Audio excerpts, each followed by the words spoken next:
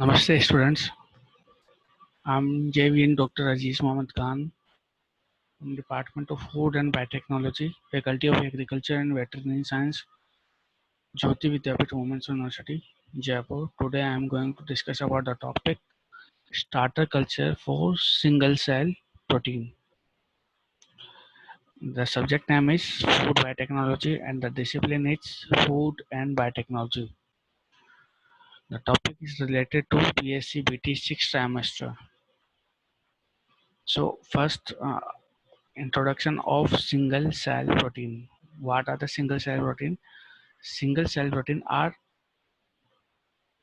dried microbial cells. Okay, they are single dried microbial cell or maybe any protein extracted from the microbial cell.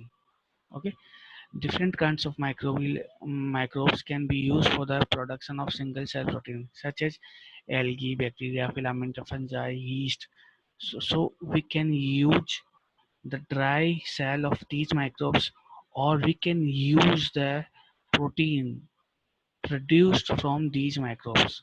Okay, these microbes can be used as a food supplements for humans and also for the animals. Okay, so production of single cell protein, how they are produced. So for the production of single cell protein we need a substrate, and a substrate can be a waste material or any carbon source. So any carbon source can be used, which can be any type of waste material, or we can use a fresh material for the production of single cell protein. Mainly the substrate which we use are agriculture product, agriculture wastage, food savings, sawdust, corn cobs, and some many other substrates can be used.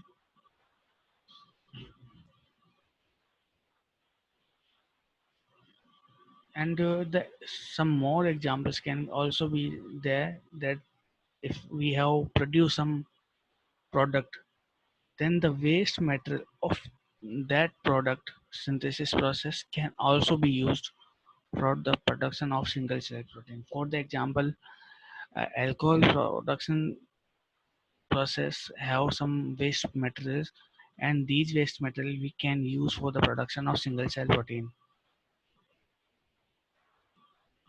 So the process of cell protein involves first addition of carbon source. Okay, the carbon source, nitrogen source, phosphorus source, and we add all the nutrients. Okay, after adding, we add the microorganism which we select for the production of single cell protein. Okay, from which we want to produce make the single cell protein. Okay, if for the production of single cell protein, if we must need a pure microorganism. Okay, we do not need any contamination, so there must be no contamination. Okay, so for the production of hygienic conditions, we must sterile all the materials. Okay, and how can we sterile? We can sterile all the substrate by filtration method. Okay, or can sterile through heating. Okay. So for the process we must sterile all the things, then we must add carbon source, nitrogen source, phosphorus source, and then we must add microorganism. And when the process gets started, the we must supply proper air, because this single cell protein production process need proper aeration. Okay, so we need to provide aerobic condition to the microorganism so that the single cell protein can be produced. Okay, so this is the process of the single cell protein. And now we go to the starter culture of for the production of single cell protein. There are lots of examples for the production of single cell proteins. The microbes which include for the production of single cell protein are yeast, bacteria, fungi, and algae. Okay, first we talk about the yeast. Yeast is the importance of for the production of single cell protein, and use yeast as a food is commonly found in vegetarian diet. The example of single cell protein from the yeast is torula yeast. Okay, and mm, similarly, an example of product of torula is hickory smoked dried torula yeast. Okay, yeast have some specific advantage for the production of single cell protein. That are they are easy to harvest because of their large size. Okay, they have high level of malic acid content. They have high lysine content. They can grow at acidic pH. Okay, what is the basic of acidic pH? Because some products which are synthesized in the production of SCP can be acidic in nature. So yeast can grow at low pH. So this is the advantage of acidic pH, and they have long history in the production of some useful products using fermentation process. So these are the beneficial advantage of yeast. Now we go to the single cell production of from algae, and algae are also involved in the production of single cell protein, and the example include chlorella, sonidismus, colostrum, spirulina. These are the examples.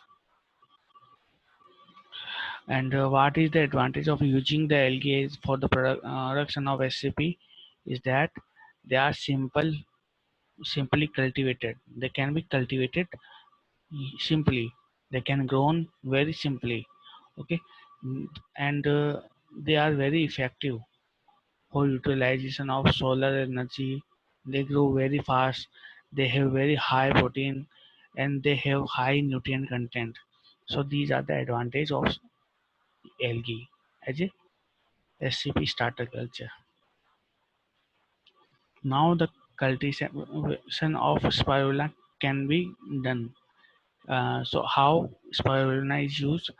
Uh, in some tropical countries, spirulina is cultured under autotrophic, heterotrophic, and mixotrophic conditions. Spirulina can produce its own food, and it can tolerate. It can use another products.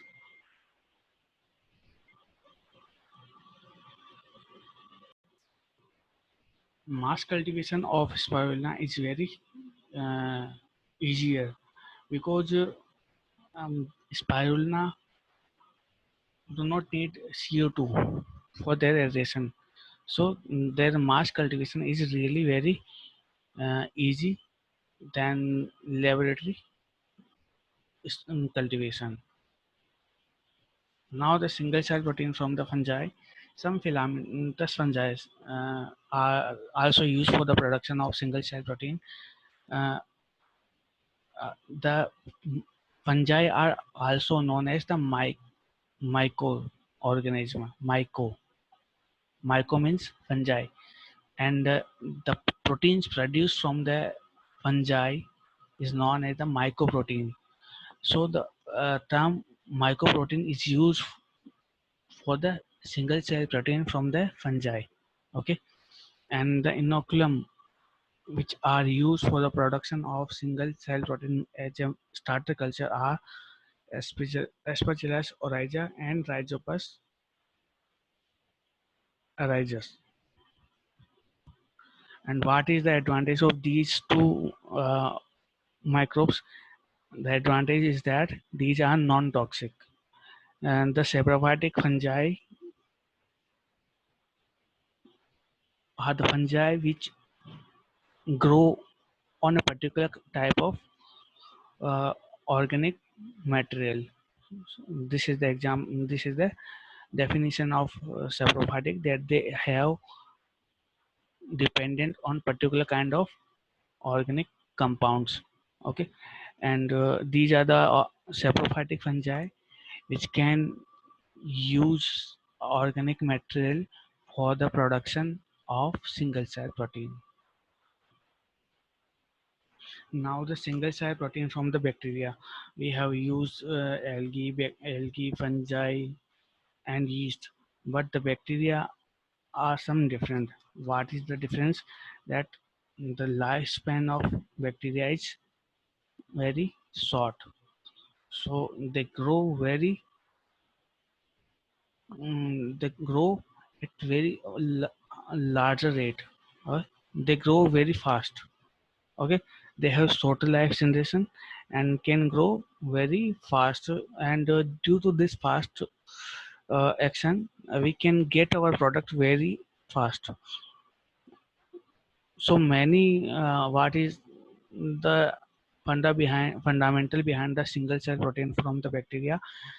The many species of bacteria have been investigated for using single cell protein production.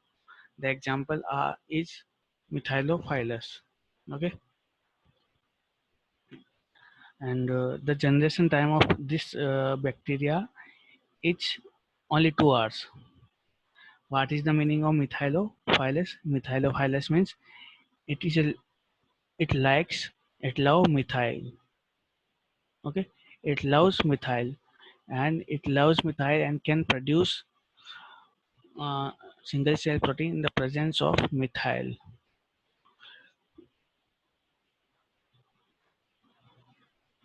So what are the advantages of the of single cell protein from bacteria as a starter culture?